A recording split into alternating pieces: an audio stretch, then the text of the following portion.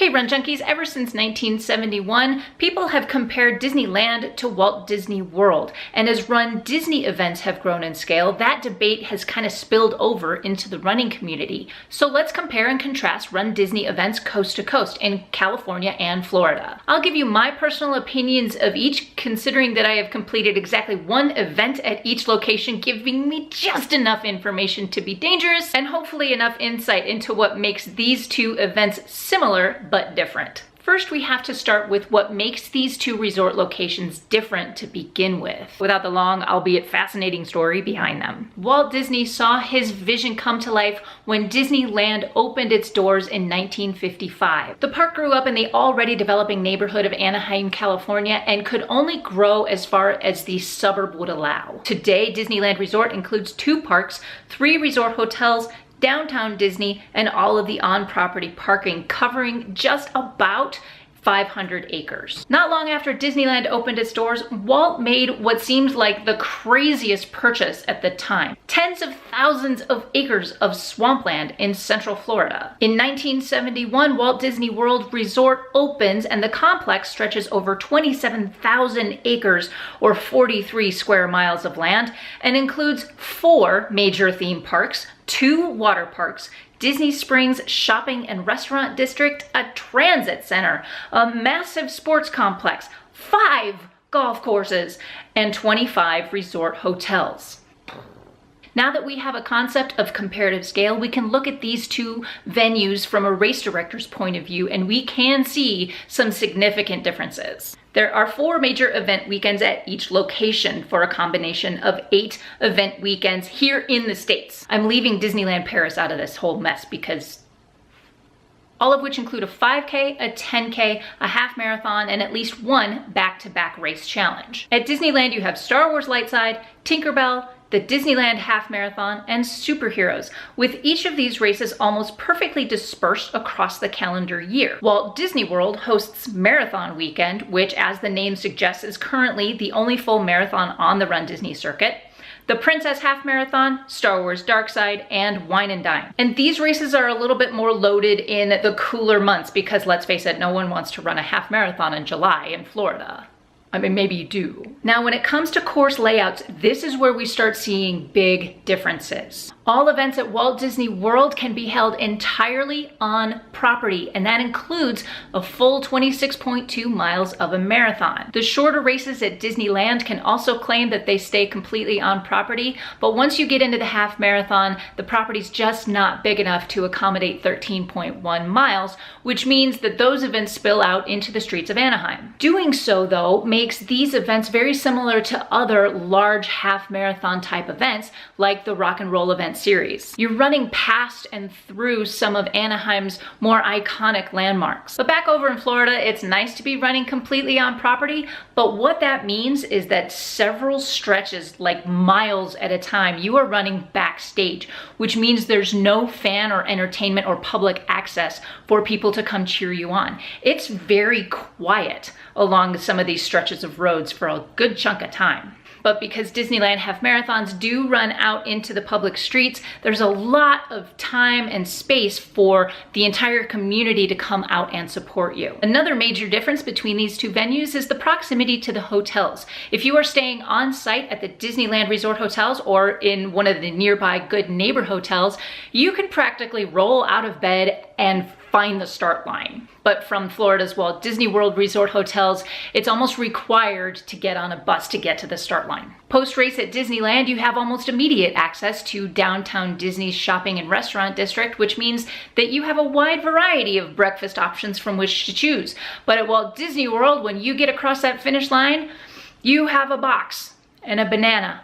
And then you have to get on your bus to get back to your hotel to have breakfast. I think the most important takeaway here in this particular instance is the sleep-in factor. At Disneyland, you can kind of sleep in a little bit more. So do with that what you will. My favorite part of all of these courses is running through Cars Land. All of the neon is on. Then you have Paradise Pier, which is open and beautiful, and you're catching the sunrise. And the rest of Disney's California Adventure is just gorgeous, and that is unique to Disneyland Resort. Depending on the race weekend at Walt Disney World, though, you are running through at least 2 of Walt Disney World's 4 parks. Now, the biggest difference I have noticed is when the courses run through the castles. While you can do this at both venues, Sleeping Beauty's castle in Florida presents a bit of a challenge because of the way the castle was designed. With the inherent layout of the castle, when you come out from under the castle, you immediately have to dodge right along the walkway. While there are photographers along that walkway, there's a lot of congestion and bottlenecking, so getting a good shot of you with the castle is kind of hard to get, unless you stand in what is basically a character stop line for the photographer that will take your picture in front of the castle. At the Disneyland races, you come out from under the castle and straight out into a circular courtyard. It's wide open and you have plenty of space around you to get a great shot of you in front of the castle without having to stop. Now, there is a downside to the Disneyland half marathons, because once you're off property, Disney does not have control over their character integrity, so they don't do character stops out in the streets of Anaheim. But there is a lot going on. For example, at Superheroes, you have probably 20 or 30 people that come out in a group to cosplay Marvel characters.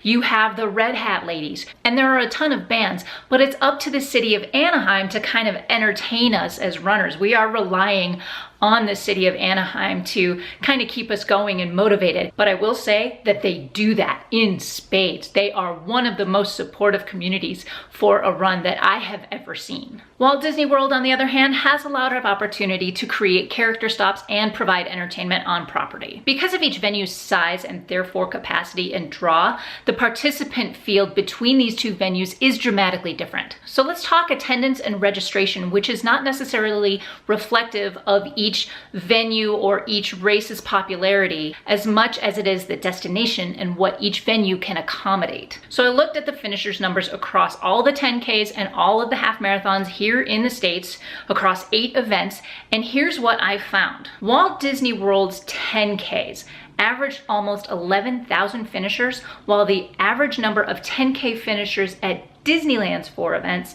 was just over 8,600. Half marathon, Walt Disney World's 4 events averaged over 18,000 finishers, while at Disneyland, the average was just about 11,400. So the point to all of this is that Disneyland's events, like the property, are comparatively smaller. It just has a smaller participant field than its Floridian counterpart. So does that lessen the fun? What does all of this mean? What does it mean?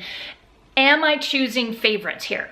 No, I'm actually not, because I don't think I could. It means that while Run Disney offers similar events between California and Florida, it just means that each race, each venue, each opportunity is a different experience across all 8 weekends. If you've done a race at one venue but not the other, I highly encourage you to check out the other venue that you haven't tried. Make it to that opposite coast and form your own opinion as to which one you think is better. Okay, personally, while I love Walt Disney World for the variety of entertainment, for the family destination, vacation, for all of the things that Walt Disney World is in its bigness, I think my favorite Run Disney race venue is Disneyland. Just personally, I prefer a smaller participant field, a smaller, more intimate event, and I love the public course of Anaheim, California. I am constantly giving high fives to high school cheerleaders and cheering on the bands who are cheering me on. It's just so much fun to see all of that and all of the town come out and support Disneyland half marathons. And Disneyland events also seem just a little bit more chill and relaxed. Laura over at Joyful Miles did a great video about Tinkerbell's weekend, so check that out right here. So those are the facts and some of my opinions to go along with those facts. So my question for you today is this: have you done a race event at both locations? And if so, which one is your favorite?